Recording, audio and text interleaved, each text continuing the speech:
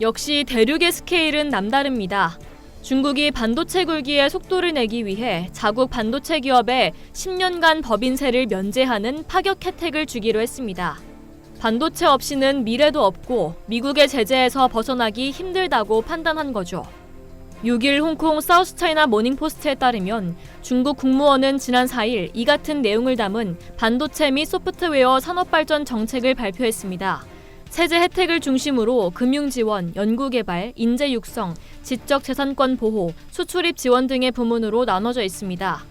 가장 파격적인 부분은 세제 혜택입니다. 중국 당국은 15년 이상 반도체 사업을 한 기업 중에서 28나노미터나 그보다 고도화된 반도체 공정을 도입한 기업에 최대 10년간 법인세를 면제해주기로 했는데요. 65나노미터 이하 28나노미터를 초과하는 반도체 공정에는 법인세를 5년간 면제, 나머지 5년간은 세율을 낮춰주기로 했습니다. 이 밖에 반도체 칩 디자인, 포장, 테스팅, 재료, 소프트웨어 기업은 최초 수익을 내는 2년간의 법인세 면제 혜택이 주어집니다. 이후 3년간은 세율의 절반을 감면받습니다. 정책 수혜를 입게 될 대상은 중국 반도체 업계 1위인 SMIC와 2위 화홍일 것으로 보입니다.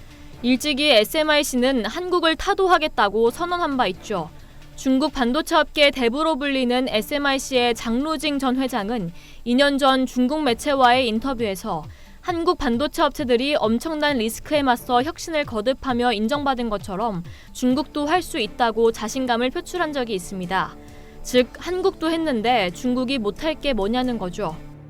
사우스차이나 모닝포스트는 현재 중국에서 SMIC와 화홍만이 28나노미터 수준의 반도체를 생산할 수 있다고 전했습니다. 지난달 31일 SMIC는 28나노미터 공정 및 더 고도화된 공정이 적용한 제품을 12인치 웨이퍼 기준 월 10만 장 생산하는 제조 라인을 베이징에 건설하겠다는 계획을 발표했는데요. 여기에는 76억 달러가 투입됩니다. 반도체는 얼마나 미세한 공정으로 처리할 수 있느냐에 따라 기술력이 좌우됩니다. 미세할수록 연산 처리 능력이 좋아지죠. 현재 삼성전자와 대만 TSMC는 7나노미터 공정 개발에 성공한 반면 중국 SMIC는 아직 28나노미터 수준에 머물러 있습니다. 반도체 강자인 미국의 인텔도 지난달 말 7나노미터 공정칩 개발에 6개월이 더 걸릴 것이라고 발표하기도 했습니다.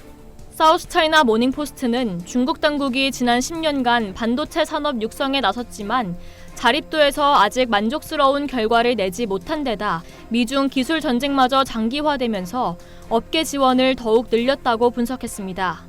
중국은 2014년 반도체 산업 육성을 위한 국유 펀드인 국가 직접 회로 산업 투자 펀드를 결성해 지금까지 508억 달러를 조달했습니다.